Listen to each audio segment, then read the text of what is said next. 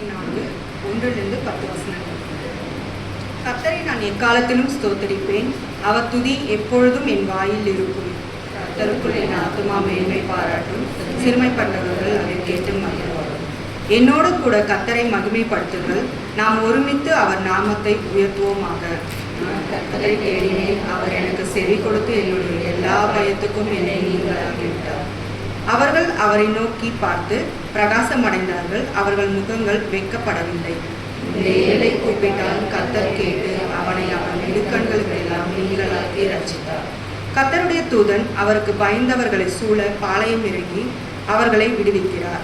கர்த்தர் நல்லவர் என்பதை ருசித்து பாருங்கள். அவனில் நம்பிக்கையாக இருக்கிற மனுஷன் பாக்கியவான். கர்த்தருடைய பரிசுத்தவான்களே, அவருக்கு பயந்திருங்கள். அவருக்கு பயந்தவர்களுக்கு குறைவில்லை. சேர்ந்து வாசிப்போம். சிங்கக்குட்டிகள் தாழ்ச்சி அடைந்து பட்டினியாக இருக்கும். கர்த்தரை தேடுகிறவர்களுக்கோ ஒரு நன்மையும் குறைவுபடாது. வாசிக்கப்பட வேண்டிய வேத வசனம் வாசித்தாய்.